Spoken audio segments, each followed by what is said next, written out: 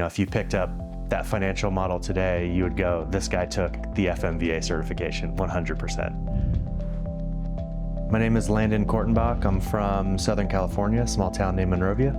I thought I wanted to be a sports agent, realized very quickly in my studies that wasn't the route I wanted to go. I was taking an accounting class, and for some reason it just clicked, like the world made sense. And so that then led my journey to pursuing finance and accounting full time.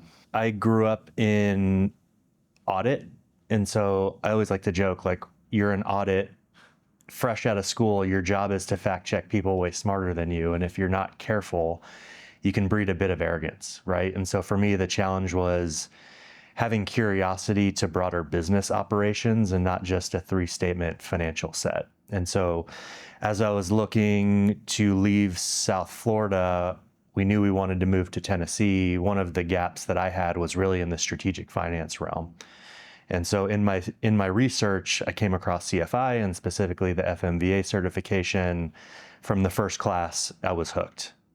It was just an incredible course. Yeah, I think some of your more traditional options. So I have my CPA, I was looking at CFA, but really what I was attracted to was practical application. And that was the reason I really loved the CFI coursework, is because it's less focused on theory, although theory plays in, and more focused on practical application within companies. And that was the real differentiator for me. From as basic as just general structure of financial models, worksheets, et cetera, to more advanced ways to look at an organization through the lens of a forecast or, whatever else it is. That was the big shift for me. It really unlocked a lot of things for me from a strategic finance and FP&A perspective. Yeah, probably, I grew up predominantly accounting, some light finance or FP&A. And so the main challenge was that I just didn't have those notches on my belt. And so before jumping into a company and starting to handle some of that work, I wanted to make sure I was properly educated and equipped with the right tools. And again, that's really where CFI and specifically the FMVA certification played in. It was, again, just one of those areas I didn't have a reason in my prior roles to really sink my teeth in. And so it gave me an opportunity to really sink my teeth in without having the pressure of needing to perform at a company. Right. And so I was able to equip myself prior to ever stepping foot into a company where I had to really own that function. The value versus cost obviously was huge. And then more pragmatically, it was just the practical application was the thing for me that really separated CFI and the FMVA from everything else I came across. I thought it was very well structured. I love the self-paced learning using practical application.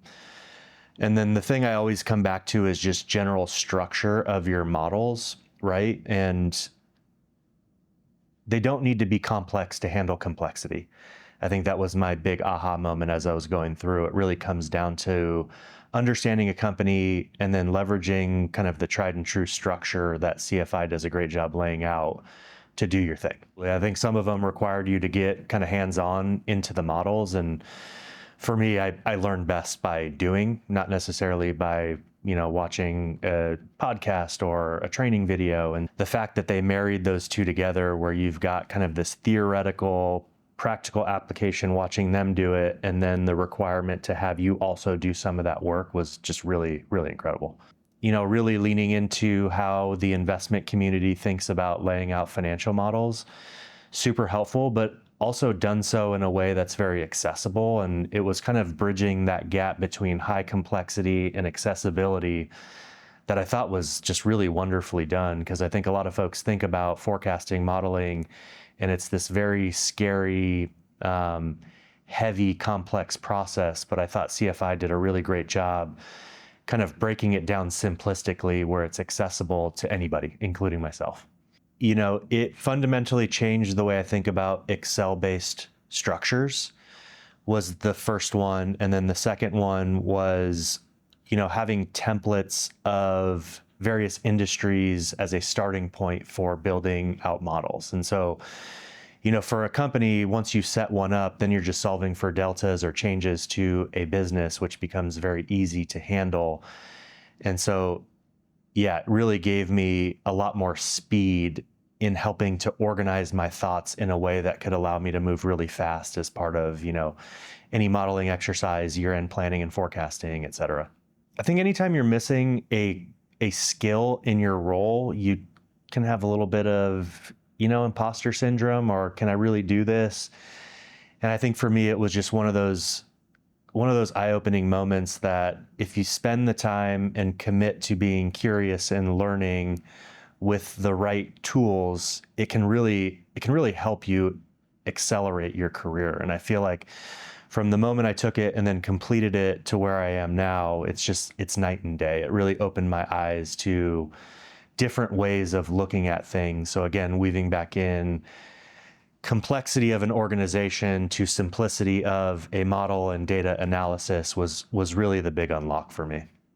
Probably the first big one was I took a role as CFO for a company named MSH, where I'm still CFO.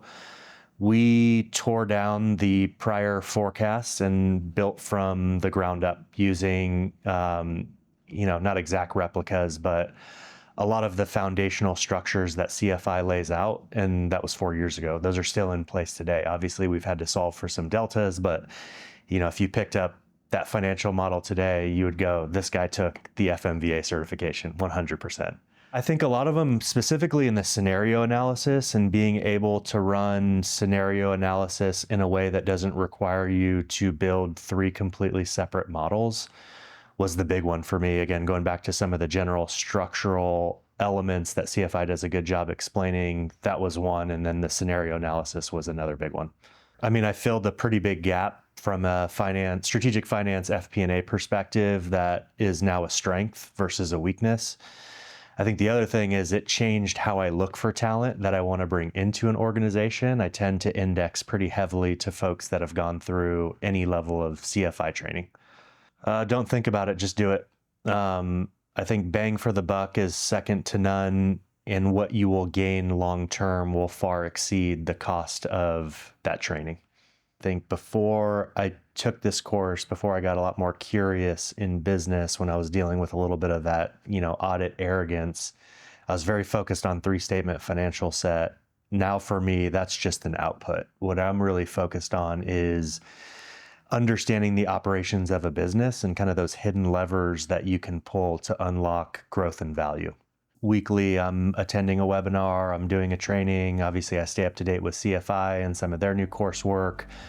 And so, a lot of it, I don't have any one silver bullet that gives me all that I need. It's a lot of digging into new GAAP or accounting standards codification literature, and also keeping a finger on the pulse for kind of what's going on in the strategic finance FP&A realm.